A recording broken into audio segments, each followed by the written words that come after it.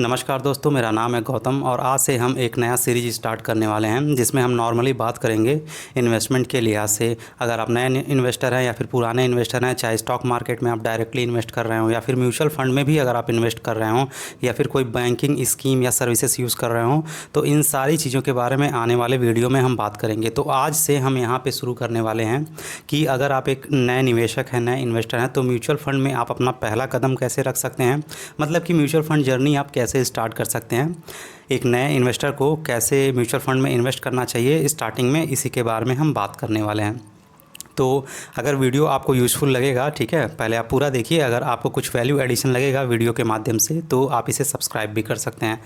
तो चलिए शुरू करते हैं। तो देखिए, जो नए इन्वेस्टर होते हैं खासकर उनको सबसे पहले फोकस करना चाहिए ऐसे फ़ंड को जिसमें रिस्क सबसे कम हो क्योंकि आपको एक्सपीरियंस नहीं होता है कि म्यूचुअल फंड में कैसा रिटर्न मिलेगा, म्यूचुअल फंड एग्जैक्टली किस तरह वर्क करता है। आपने वीडियोज़ या किसी के माध्यम से सुना तो होगा, लेकिन जब तक आप खुद उसे एक्सपीरियंस नहीं करते हैं तब तक चीज़ें आपको उतना अच्छी तरीके से समझ में नहीं आती हैं। तो आप कोशिश करिए, सबसे पहले अगर इन्वेस्टमेंट करना चाहते हैं तो कोई लार्ज कैप फंड चुन लीजिए, या फिर सबसे अच्छा तरीका होता है जिसमें सबसे जो रिस्क है सबसे कम होता है वो होता है इंडेक्स फ़ंड। अब मार्केट में बहुत सारे इंडेक्स फ़ंड हैं, तो कौन से इंडेक्स फ़ंड में आपको इन्वेस्ट करना चाहिए एक बार मैं यहाँ पे आपको बता देता हूँ। इंडेक्स फ़ंड की बात करूँ तो जैसे एक आपका निफ्टी 50 इंडेक्स फ़ंड है, ठीक है, यहाँ से आप अपनी इन्वेस्टमेंट जर्नी को स्टार्ट कर सकते हैं। अब निफ्टी 50 में ही मैं क्यों बोल रहा हूँ इन्वेस्टमेंट करने के लिए, सबसे जो पहला पॉइंट है और जो कि सबसे बेस्ट पॉइंट मुझे लगता है कि आप इसके माध्यम से, जो निफ्टी 50 है इसमें इन्वेस्टमेंट करते हैं तो इसके माध्यम से इंडिया की जो टॉप रैंक की बड़ी बड़ी कंपनियां हैं उसमें आप इन्वेस्ट कर पाते हो। अब जाहिर सी बात है, वो बड़ी कंपनियां होती हैं, उनका मार्केट कैपिटलाइजेशन बहुत ज़्यादा होता है, तो वहाँ पे रिस्क बहुत ही कम होता है और रिटर्न भी आपको ठीक ठाक मिल जाता है। 12 से लेकर 15% के बीच में आपको ऑन एन एवरेज रिटर्न तो मिल ही जाता है। तो यहाँ पर कुछ मैंने शॉर्ट लिस्ट किया है 4 से 5 बेस्ट इंडेक्स फ़ंड जिनमें आप निवेश करने के बारे में सोच सकते हैं। ये कोई रिकमेंडेशन या फिर सजेशन नहीं है, ठीक है, ये मैंने बस कुछ पैरामीटर के बेसिस पे सेलेक्ट किए हैं। अगर आपको बेस्ट इंडेक्स फंड में निफ्टी 50 कैटेगरी की बात कर रहा हूँ चाहिए तो आप इनमें से कोई भी सेलेक्ट कर सकते हैं। जो मैंने पहला पैरामीटर रखा है वो है market capitalization, asset under management, ठीक है, मतलब कितना फ़ंड साइज़ है। फ़ंड साइज़ जो मिनिमम मैंने रखा है 5000 करोड़ रखा है। तो यहाँ पे आप देखोगे जो नंबर 1 है वो है यूटीआई निफ्टी 50 इंडेक्स फ़ंड।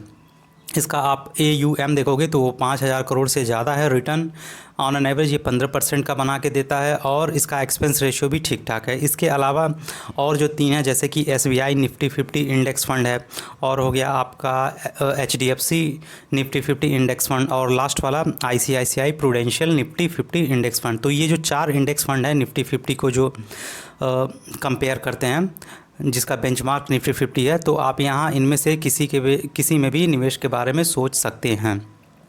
अब ये जो चारों है ना, इनका जो फ़ंड साइज़ है वो 5000 करोड़ से ज़्यादा है। बाकी आप इसके अलावा ये जो 4 मैंने बताया, इसके अलावा आप कोई भी निफ्टी 50 कैटेगरी का इंडेक्स फ़ंड में देख लीजिए तो उनके फ़ंड साइज़ आपको बहुत कम मिलेंगे, 5000 करोड़ से कम मिलेंगे। तो ध्यान रखिए, जब भी आप निवेश करें तो ऐसे फ़ंड जो 5000 करोड़ से कम है, जिनका फ़ंड साइज़, आप उसे हटा दीजिए तो ज़्यादा बेहतर है। इसके अलावा यहाँ पे रिटर्न, ये जो चारों फ़ंड बताए गए हैं इसके रिटर्न 15% ऑन एन एवरेज रहे हैं और काफ़ी पुराने फ़ंड भी हैं। तो हम ये मान सकते हैं कि 12 से 15 के बीच में आपको रिटर्न मिल जाएगा, जो कि काफ़ी अच्छा होता है। भाई, मिनिमम रिस्क के साथ अगर 12 से 15% का रिटर्न आपको मार्केट से मिल जा रहा है तो और क्या चाहिए। इसके अलावा इसका अगर मैं एक्सपेंस रेशियो बात करूं, मतलब जिसे हम खर्चा कहते हैं, जो फ़ंड मैनेजर आपसे लेता है एक फ़ीस की तरह, क्योंकि भाई आपका पैसा वो इन्वेस्ट कर रहा है कहीं तो चार्ज तो लेगा ना। प्रॉफिट आपको 12 से 15% दे रहा है तो कुछ मिनिमम परसेंटेज वो लेता है। तो यहाँ पे इन चारों का जो एक्सपेंस रेशियो है वो 0.20% से लेके 0.75% के बीच में है, जो कि आइडियल है, ठीक है, बहुत ही अच्छा है, बहुत ही मिनिमम है। तो यहाँ से अगर आप चाहें, एक नए इन्वेस्टर हैं, एक नया निवेशक हैं आप, तो यहाँ से आप अपना पहला कदम म्यूचुअल फंड में रख सकते हैं। ये बेस्ट तरीका होता है इन्वेस्टमेंट करने का। और दूसरा ऑप्शन क्या हो सकता है, तो दूसरा ऑप्शन जहाँ तक मैं सोच पा रहा हूँ वो है आपका लार्ज कैप फ़ंड। मार्केट में बहुत सारे लार्ज कैप फ़ंड हैं, जो मैंने क्राइटेरिया बताया आप उसको फॉलो करेंगे तो आप लार्ज कैप फ़ंड को भी चुन सकते हैं। सबसे पहले आपको क्या करना है, फ़ंड साइज़ देखना है। 5,000 करोड़ से ज़्यादा फ़ंड साइज़ हो रहा है, ठीक है, तो उसको आप ले लीजिए। उससे कम है तो आप उसे इग्नोर कर दीजिए।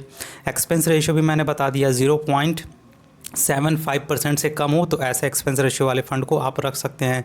इसके अलावा अदर जो टेक्निकल टर्म्स होते हैं, मेरी बहुत सारी वीडियो हैं, ठीक है, आप उनको भी देख सकते हैं। तो वहाँ पे मैंने टेक्निकल चीज़ें बताई हैं कि कैसे किसी फ़ंड को सेलेक्ट किया जाता है। तो लार्ज कैप फ़ंड को भी आप एक बार देख सकते हो इन्वेस्टमेंट के लिहाज से। तो आई होप अभी आपको समझ में आ गया होगा कि अगर आप एक नए इन्वेस्टर हैं, नए निवेशक हैं, तो म्यूचुअल फ़ंड में आप इस तरह अपनी जर्नी को स्टार्ट कर सकते हैं। ये वीडियो समाप्त हो रहा है तो दो चीज़ें मैं यहाँ पे ऑलरेडी यहाँ पे मेंशन करना चाहूँगा। आप ये चेतावनी भी समझ सकते हैं। आप अगर एक नए निवेशक हैं तो आपको डायरेक्टली जो हाई रिस्क वाले फ़ंड होते हैं, जहाँ पे रिटर्न आपको 20%, 18%, 22-23% देखने को मिलता है। देखने में तो ये बहुत ज़्यादा अच्छे लगते हैं कि यार 18% का, 20% का, 25% का ऑन एन एवरेज रिटर्न मिल रहा है, लेकिन वो उतने ज़्यादा रिस्की भी होते हैं।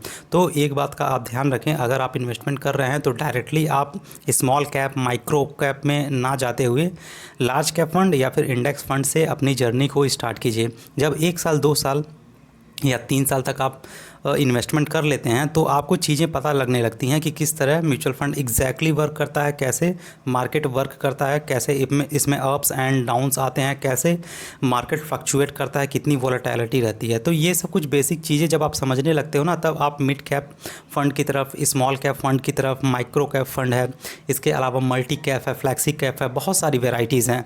तो अपनी गोल के अनुसार वहाँ पे आप इन्वेस्टमेंट अपनी स्टार्ट कर सकते हैं। तो आई होप अभी सारी चीज़ें यहाँ पे क्लियर हो गई होगी। और अगर आप एक नए इन्वेस्टर हैं तो यहाँ से जिस तरीके से मैंने बताया, अगर ये स्ट्रैटेजी या फिर प्लानिंग या फिर एडवाइस जो भी समझिए आप, अगर आपको पसंद आई हो तो इस तरह से आप अपनी इन्वेस्टमेंट जर्नी को स्टार्ट कर सकते हैं। तो ये वीडियो यहीं पे होता है समाप्त, और जाते जाते बस इतना ही कहना चाहेंगे कि ये जो कुछ भी मैंने इस वीडियो में बताया है, इसका उद्देश्य केवल शिक्षा और जागरूकता है। किसी भी फाइनेंशियल प्रोडक्ट को ख़रीदने या बेचने की सलाह इस चैनल पे या फिर इस वीडियो के माध्यम से नहीं दी जाती है।